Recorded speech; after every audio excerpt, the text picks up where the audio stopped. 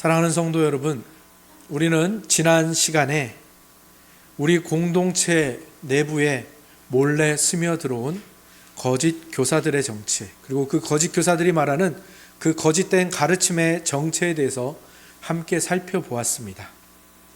그들이 주는 위로가 얼마나 헛되고 가짜 위로인지 그것을 살펴보았고요. 그에 맞서는 십자가 복음이 왜 진짜 생명인지를 우리가 말씀과 성찬을 통해서 함께 살펴보았었습니다. 지난주 말씀은 그렇게 우리 영혼에 어떤 질병이 찾아왔습니다. 그것은 바로 이 거짓된 가르침이 주는 헛된 위로, 가짜 위로였죠. 그 질병을 우리가 진단하는 것이 지난주 말씀이었다면, 이제 오늘 함께 나눌 말씀은 그 질병을 치유하고 우리를 다시 한번 건강하게 만드는 처방전에 대한 말씀이라고 보시면 되겠습니다. 거짓 교사들이 내미는 것은 겉만 번지르르한 엔진이 없는 스포츠카 같은 어떤 가짜 신앙이었다면, 그에 대항해서 바울이 오늘 본문을 통해 제시하는 진짜 지혜, 우리를 하나님의 사람으로 온전하게 살아가게 하는 유일한 능력, 그 처방이 무엇인지 오늘 본문을 통해서 우리 함께 살펴보고 또 그것을 우리의 현실로 가져가기를 소망합니다. 지난주에 제가 말씀을 나누면서 이 마피아 게임이라는 이 젊은이들이 좋아하는 게임 이야기를 했었죠. 이 마피아 게임의 핵심은 뭐라고 했습니까? 네, 어떤 거짓말을 해서든지 마피아가 자기 정체를 들키지 않는 겁니다. 그러니까 계속 거짓말을 해야 되고, 이 마피아들은 뻔뻔해지고 좀 교묘해져야 됩니다. 그런데 이 게임에 심취한 사람들을 하다 보면 이 게임이 막 열기가 더해져 가면은 어떤 일이 벌어지는가 하면요, 분명히 마피아입니다. 이 사람이 마피아인데 시민인 척 해야 되잖아요. 그러니까 막 눈물을 흘리기도 하고요, 막 얼굴 하나 바뀌지 않고 막 열정적으로 막 얘기를 합니다. 나 진짜 시민이라니까 하면서. 근데 진짜 무서운 거는 이 게임에 너무 심취하면 마피아면서도 정말 시민인 것처럼 착각하면서 막 그렇게 스스로를 속이기까지 한다라는 거죠. 이게 거짓말의 무서움입니다. 그리고 오늘 본문 13절이 바로 그 상태를 묘사하고 있습니다. 우리 13절 같이 한번 읽어볼까요? 13절입니다. 시작. 악한 사람들과 속이는 자들은 더욱 악하여져서 속이기도 하고 속기도 하나니. 그렇습니다. 이 거짓 교사들이 속이기만 하는 자라고 생각하시죠? 또 다른 복음에 넘어간 사람들은 속기만 하는 자라고 생각하시죠? 아니요. 이들은 속이기도 하고요, 또 그 복음에, 그 다른 복음, 가짜 복음에 속기도 하는 겁니다. 지난주에 이 속이는 자들을 대표하는 인물로 구약의 두 인물이 나왔었죠. 얀네와 얀브레라는 애굽의 그 술사들, 마술사들. 이들은 모세의 그 지팡이 기적을 흉내내기도 했고, 또 강이 물이 피로 변하는 것을 흉내내기도 했지만 결국 생명은 만들어내지 못하고 결국 그 하나님의 그 재앙 앞에 꼼짝 못하고 물러나는 모습을 보였죠.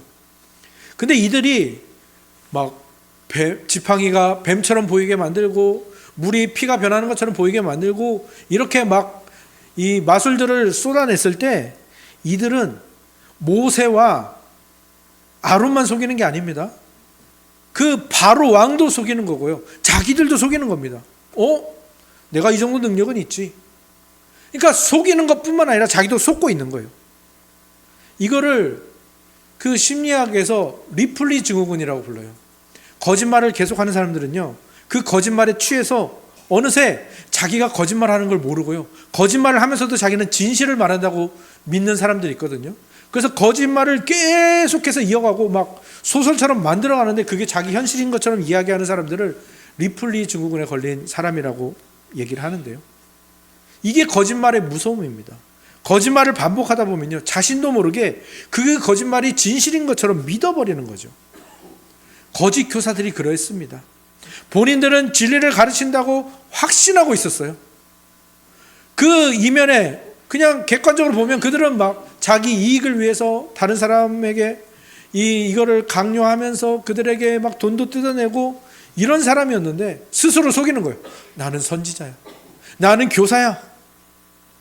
하지만 자기 그 안에 있는 그 거짓과 정욕과 탐심에 속고 있는 거죠. 십자가 없는 영광이라는 가짜 복음을 전하기만 하는 게 아니라 자기도 거기 중독되어서 스스로 멸망을 향해서 걸어가는 줄도 모르고 계속해서 그렇게 걸어가고 있었던 겁니다. 그렇게 이들이 속고 속이는 거짓의 비탈길로 치닫고 있을 때 바울이 디모데에게 강력한 말을 하는 겁니다. 그게 14절입니다. 14절이 어떤 말로 시작하고 있습니까? 그러나 너는, 이 강력한 접속사가 나옵니다. 그러나 너는 뭔가 지금 반전되고 있죠. 역접이죠. 모든 사람이 유행을 따라간다. 욕심을 따라 흘러간다. 거짓을 말하고 그 거짓에 속아서 그 거짓에 따라서 다 그렇게 강력하게 흘러가고 있다. 그러나 너는 뭐 하라는 겁니까? 그 흐름에 흘러가지 말고 그 흐름을 거슬러 올라가고 거기에 굳건히 서 있으라는 겁니다. 그리고 그 방법이 뭐라고 합니까? 14절에서 배우고 확신한 일에 거하라 라고 합니다. 배우고 확신한 일에 거하라. 이 거하라 라는 말이요, 우리는 그냥 거기 머물러라 또는 단순히 지식으로 알고 동의해라 라는 정도로만 들리잖아요. 아닙니다. 이 단어는 이 성경에서 어디에 또 쓰였냐 하면 오늘 묵도 때 읽었던 말씀 있죠. 예수님이 내 안에 거하라 라고 했던 그 거하라라는 말과 똑같은 단어입니다. 이것은 단순히 지식으로 알고 동의하고 내가 압니다, 그러니까 그만 말하세요, 이게 아니라 그 진리 안에 머물며 살라는 겁니다. 거짓 교사들은, 그리고 세상은 유행과 욕심 그리고 그들의 거짓을 따라 흘러가지만 그러나 디모데 너는 변하지 않는 그 진리에 굳건하게 서 있어라. 닻을 내려라. 뿌리를 내려라. 그리고 거기에서 머물면서 살아가라 라고 말하고 있는 것입니다. 이것이 바울이 디모데에게 주는 처방입니다. 거짓 교사들의 그 거짓의 흐름에 넘어가지 않는 처방, 그 가짜 위로에 넘어가지 않고 진짜 생명으로 가는 처방. 그러나 너는 이 배우고 확신한 것에 거하라 라는 겁니다. 근데 이 배우고 확신한 일, 이것이 누구로부터 왔습니까? 바울이 말해주죠. 너는 네가 누구에게서 배운 것을 알며.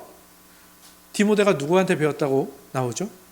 우리 디모데 전후서를 다 보면 이 디모데의 신앙은 누구로부터 왔습니까? 그 외할머니인 로이스, 그리고 어머니인 유니게, 그리고 지금 이 디모데 후서를 쓰고 있는 영적 아버지인 누구? 바울로부터 전수된 신앙입니다. 이것을 왜 바울이 이야기할까요? 이게 굉장히 중요한 사실입니다. 여러분, 우리가 제일 많이 하는 착각이 뭔지 아십니까? 우리의 믿음이 내가 만들었고 내 안에서 나온다라고 생각하는 겁니다.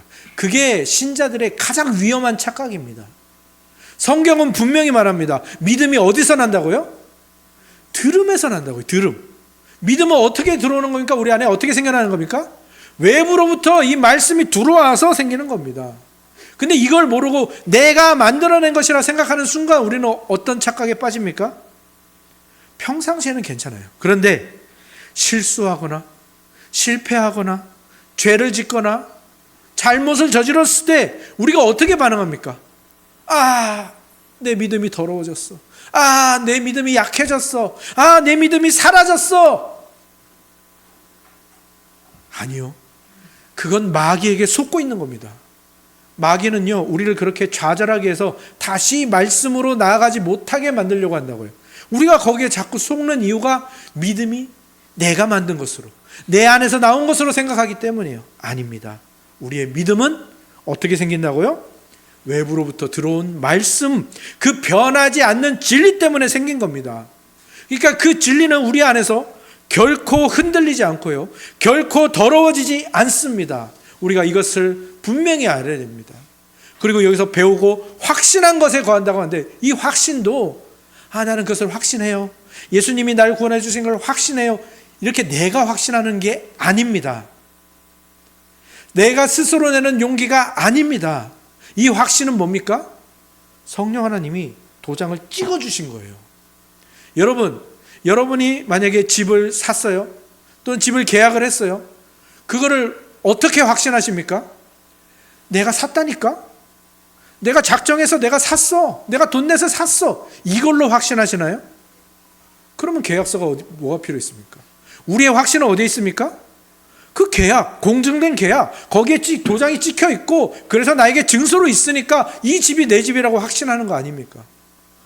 확신이 바로 그런 겁니다. 성령님이 우리에게 도장을 찍어준 거예요. 우리 마음속에 너는 하나님의 자녀다.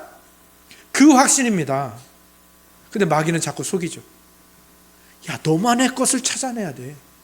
너만의 그 새로운 진리를 만들어내야 돼. 거기에 속지 마십시오. 진짜 진리는 오래전부터 선조들을 통해, 우리의 선배들을 통해, 우리의 부모를 통해, 또는 옆 사람을 통해 그렇게 우리에게 전달된 흔들리지 않는 유산입니다. 그리고 성령님이 보증하시죠. 이 흔들리지 않는 진리가 어디에 있나요?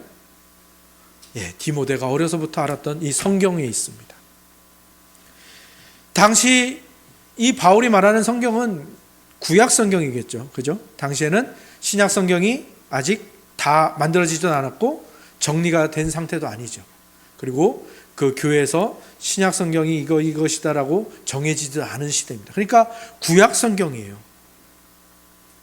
우리는 구약 성경을 가끔 무시할 때가 있죠.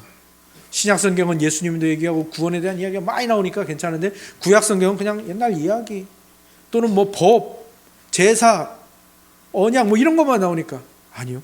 이 구약 성경도 예수 그리스도, 오늘 15절 끝을 보십시오. 그리스도 예수 안에 있는 믿음으로 말미암아 구원에 이르는 지혜를 주는 성경입니다.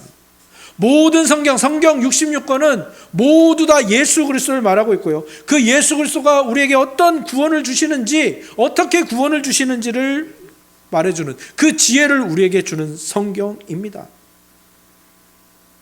그러니 우리가 이 성경을 사랑해야 될 이유가 바로 여기 있죠. 근데 이 성경을 잘못 사용하는 경우가 많죠. 거짓 교사들이 이 구약 성경을 어떻게 사용했습니까? 너 할례 받아야 된다니까? 너 율법을 지켜야 돼. 너 이 음식 먹는 거, 이 정결법, 이걸 지켜야 네가 특별해지는 거야. 네가 이 할례를 해야 특별해지는 거야. 율법을 지켜야 특별해지는 거야. 가짜 위로죠, 가짜 위로. 그래서 율법적인 공로를 쌓고 할례를 받고, 그래서 나는 괜찮아, 나는 지옥 가지 않을 거야. 이 헛된 위로, 가짜 위로. 이렇게 사용하는 것이 세상과 마귀의 공격입니다. 그러나 바울이 분명히 이야기합니다. 디모데야, 이 성경의 진짜 목적은 그런 위로가 아니야. 그런 가짜 위로가 아니야. 진짜 위로, 진짜 해답인 예수 그리스도께로 너를 인도하는 거야. 성경은 자아 실현의 도구가 아닙니다. 우리는 성경을 가지고 자꾸 내가 뭘 하는 근거를 만들려고 하죠.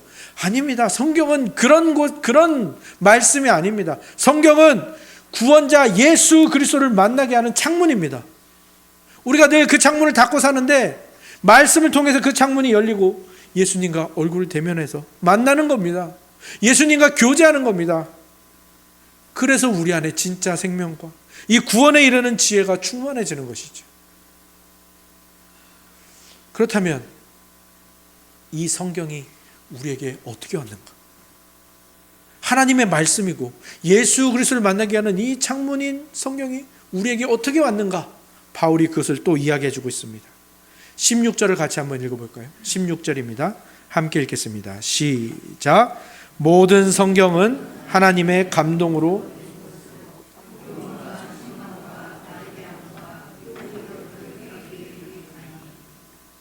그렇습니다. 성경은요, 하나님의 감동으로 된 겁니다. 이게 굉장히 중요한 겁니다. 우리 장로교 개혁주의 전통에서 이 하나님의 감동으로 되었다라는 이 말씀이, 이 단어가 엄청나게 중요한 단어이고 개념입니다.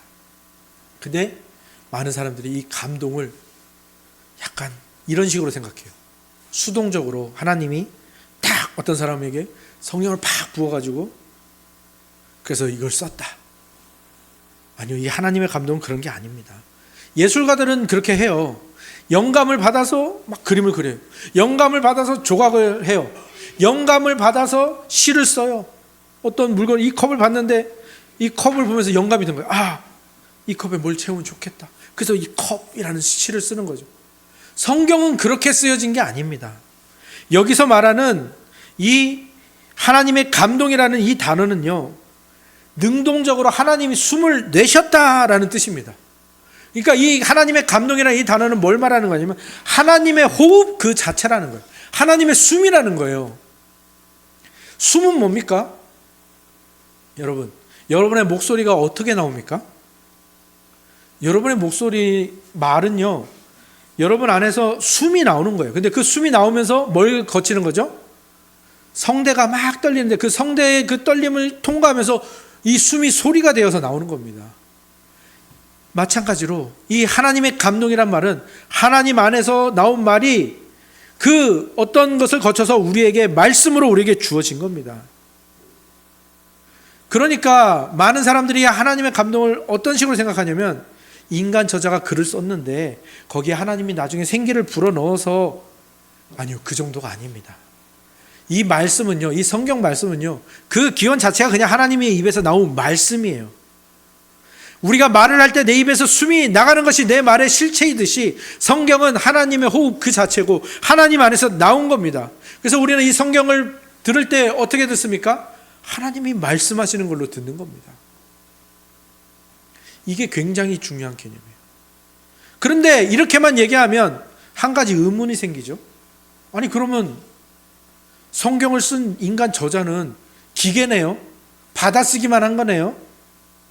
이렇게 생각하는데 이것도 또 하나의 잘못된 가르침이에요. 아까 하나님의 감동을 그냥 하나님께서 뭐 영감을 주셔서 그냥 감동받아서 인간이 썼다라는 이것과 또 인간은 그것도 아니고 그냥 기계적으로 썼다라는 이 두 가지가 우리 개혁주의와 장로교 전통에서 배제하는 두 가지 잘못된 가르침이고요. 하나님에게서 나온 말씀이다라는 게 우리의 전통인데 그러면 기계가 아니라는 것을 어떻게 알 수 있죠? 가장 비근하게 예를 들 수 있는 게 이 오케스트라 같은 교향곡 같은 거예요. 교향곡. 저는 모차르트 음악을 좋아하는데요. 모차르트가 이제 교향곡을 쓰는 겁니다. 악보에다가 자기의 영혼과 숨을 불어서 이 작곡을 합니다. 교향곡을 작곡을 했어요. 이제 이 악보가 나왔습니다. 그러니까 이 악보를 가지고 피아노, 첼로, 바이올린 여러 가지 악기들이 연주를 해서 하나의 웅장하고 아름다운 교향곡을 연주하죠. 마찬가지로 하나님이 작곡가가 되셔서 자기 안에서 나오는 숨으로 이 말씀을 내놓으셨어요. 근데 이 말씀을, 그 내놓으신 말씀을 모세가 피아노를 치는 겁니다. 이사야가 첼로를 연주하는 거고요. 다윗이 바이올린을 연주하는 겁니다. 각기 다른 음색입니다. 각기 연주 기술도 다릅니다. 하지만 그 곡조는 어떻습니까? 완벽하게 그 작곡가의 의도대로 연주되어서 아름다운 교향곡을 만들죠. 이게 바로 성경이 우리에게 주어진 방식입니다. 하나님은 저자들을 로봇처럼 사용하지 않으셨습니다. 그들의 인격, 그들의 목소리, 그들의 경험, 그들이 가진 하나님에 대한 지식을 존중하시고 그것을 또한 거룩하게 사용하셔서 하나님의 사랑을 우리에게 가장 아름다운 목소리로 또 각자 다른 방향으로 우리에게 전해 주신 겁니다. 사람이 다양하니까요. 그래서 우리 그 하나님의 사랑을 우리에게 온전히 전하는 것, 이것이 하나님이 우리에게 성경을 주신 방식이고 이것이 하나님께서 우리에게 진짜 생명을 주시는 방식인 겁니다. 그렇게 우리에게 주어진 이 성경이 이제 우리 안에서 아름다운 작용을 하는 겁니다. 그런데 이 아름다운 작용이요, 우리가 받아들일 때 아름답게 느껴지지는 않습니다. 성경이 어떤 작용을 한다고 15절에 16절에 나와 있습니까? 교훈, 책망, 바르게 함, 의로 교육. 여러분, 이 중에 부드럽거나 따뜻하게 들리는 것이 있나요? 다 좀 딱딱하죠. 좀 어려워 보이죠. 근데 어려운 정도가 아닙니다. 이 성경은 우리를 수술합니다. 거짓 교사들이 말했던 그 다른 복음, 가짜 복음은요, 입에는 달고 몸에는 나쁜 그런 사탕 같은 말씀이었거든요. 근데 성경의 진짜 목적은 수술입니다. 성경은 영혼의 수술 칼이에요. 우리의 어그러진 곳을 지적합니다. 여기가 잘못됐네요. 여기가 골맞네요. 찢습니다. 아프죠. 짜냅니다. 더 아프죠. 그것을 봉합하기 위해서 꼬맵니다. 얼마나 아프겠습니까? 우리가 수술을 두려워하는 것과 마찬가지죠. 뼈가 부러졌습니다. 그럼 어떻게 합니까? 가만 놔뒀으면 좋겠는데 병원에 가면 어떻게 합니까? 뼈를 맞춥니다. 왜? 그래야 똑바로 붙으니까요. 성경은 그런 작업들을 하는 거예요. 우리 안에서. 우리를 아프게 하고 찌르고 자르고 봉합하고. 하지만 그 아픔의 목적이 어디에 있죠? 우리를 고치고 온전하게 하는 데 있다라는 거예요. 예전에 한성 목사님이 추천해 주셔서 뜻밖의 회심이라는 책을 읽은 적이 있습니다. 여러분들 중에서도 아마 그때 한 목사님이 추천해서 읽으신 분도 있을지 모르겠습니다. 이 뜻밖의 회심이라는 이 책의 저자는 로자리아 버터필드라는 대학 교수입니다. 이 영문과도 가르치고 여성학도 가르치는데요. 이분은 자신을 어떻게 소개하냐면 레즈비언, 동성애자라는 얘기죠. 그리고 좌파 페미니스트 활동가였습니다. 그러니까 이분에게는 이 성경이 어떤 것이겠습니까? 자기를 죄인이라고 정죄하는 아주 나쁜 것, 가부장적이고 여성 혐오적이고 위험하고 나쁜 책이었습니다. 그녀는 당시에 기독교 그 우파, 그러니까 동성애를 공격하는 이 기독교 우파를 비판하는 그 연구를 하고 있었고요. 그 책을 쓰기 위해서 이제 성경을 읽기 시작했어요. 왜? 자기를 공격하는 이 기독교와 교회를 대응하고 또 다시 재반박하고 공격하기 위한 이 논리적 근거를 찾으려고 성경을 읽기 시작한 겁니다. 진지하게 읽었습니다. 어쩌면 신자보다 더 나은 것 같아요. 하루에 몇 시간씩 성경을 읽었고요. 1년에 여러 번 통독을 했답니다. 처음에는 펜을 들고 성경의 모순들을 하나하나 찾아서 적기 시작했어요. 근데 이분이 나중에 고백하는 게 점차 놀라운 경험을 하기 시작한 거예요. 어떻게 고백하냐면요. 처음에는 내가 성경을 읽었는데 나중에 되니까 내가 성경을 읽는 게 아니라 성경이 나를 읽기 시작하더라라는 고백을 하는 거예요. 그리고 자신이 성경을 신문하려고 성경을 지적하려고 했는데 그 권리가 자기에게 없고 성경이 자신의 삶을 신문하고 지적하고 있다는 것을 깨닫기 시작하는 겁니다. 특히 로마서 1장을 읽을 때 이분이 큰 갈등을 겪었어요. 성경이 계속해서 자기에게 이야기를 하는데 로마서 1장에 가니까 지금 네가 사랑이라고 믿었던 그 동성애 관계가 부끄러운 일이다, 타락이다 라고 규정을 하는 거예요. 그러니까 그동안 그렇게 살아왔는데 이분이 이 말씀 앞에서 얼마나 갈등했겠습니까? 자신의 감정, 그리고 자신의 살아온 것, 정체성과 이 성경, 이 진리가 자기 안에서 엄청나게 치열하게 싸우는 걸 느꼈어요. 그리고 드디어 쾅 부딪힙니다. 이분이 이 사건을 뭐라고 표현하냐면 기차 사고. 그렇게 빨리 달리던 기차와 기차가 부딪히면요, 우리가 생각하는 것 이상의 큰 대형 재난이 벌어지거든요. 이분이 그런 사고로 이거를 표현하는 거예요. 자기가 회심한 거를. 이 자기의 회심이 기차 사고와 같았다. 이 사건은 단순히 그녀가 종교를 하나 가지게 된 것 또는 가치관 하나를 더하는 것이 아니라 자신의 과거 정체성, 커뮤니티, 그리고 공동체, 자신의 그 연인, 그리고 세계관, 모든 생활이 그냥 이 성경이라는 것 앞에서 송두리째 무너져 내리는 그 고통스러운 과정이었다라고 이야기를 하는 겁니다. 그리고 그 고통스러운 과정을 겪은 이 교수님이 어느 날 완전히 결단을 합니다. 그래서 자기 연인의 침대에서 일어나서 자기가 공격했던 켄 스미스라는 목사님이 있는데 그 목사님의 교회로 갑니다. 그분이 교회에 들어섰을 때 사람들은 깜짝 놀랐을 겁니다. 그동안 교회를 공격하던 사람. 그리고 이 좌파 페미니스트들이 대부분 어떤 식으로 자기를 꾸미냐면 여잔데 남자처럼 머리도 짧게 깎고 남자 옷을 걸칩니다. 그런 모습으로 교회에 들어왔으니 사람들이 얼마나 깜짝 놀랐겠습니까? 근데 그분이 그때도 그 들어갈 때 용기가 안 났는데 용기가 어떻게 났냐면 나는 지금 사람들에게 맞추러 온 건 아니지. 나는 성경을 통해서 지금 하나님을 만나러 왔다라고 하면서 용기 내서 들어갔고요. 결국 이 교수님이 말씀의 권위 앞에 완전히 항복하고 예수 그리스도를 주님으로 영접하게 됩니다. 이분의 회심은요, 분명히 우리에게 말해줍니다. 성경이 단순히 위로만 주는, 달콤한 것만 주는 책이 아니라 우리의 가장 깊은 자아, 정체성을, 그리고 그 안에 들어있는 죄를 책망하고 그 잘못된 것들을 바르게 고쳐주는 수술 칼과 같은 것임을 보여줍니다.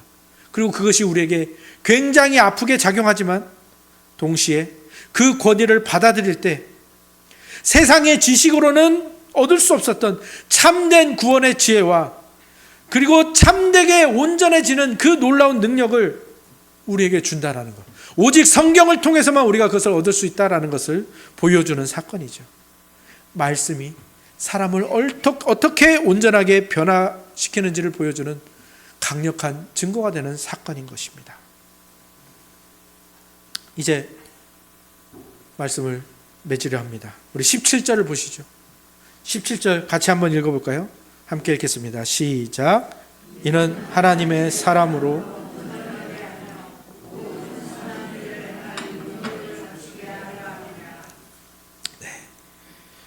그 로자리아 교수가 겪은 그 아픈 과정의 목적은 그녀를 심판하는 데 있지 않죠.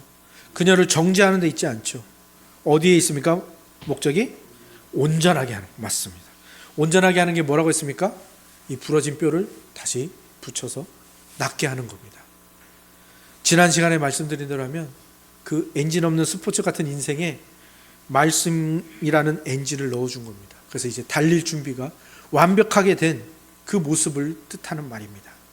성령 하나님께서는요, 이 성경으로 호흡하면서 이 준비를 마친 하나님의 사람을 이끄셔서 그렇게 온전하게 하셔서 어디로 가게 하신다고요? 선한 일을 행하는 대로 가게 하시는 겁니다. 그 길로 달려가게 하시는 거예요. 아까 말씀드렸던 이 로자리아 교수님이 어떻게 변했을까요? 성경이 그의 인생의 엔진이 되어주니까 이제 선한 길로 갑니다. 이분이 목사님 사모님이 되셨어요.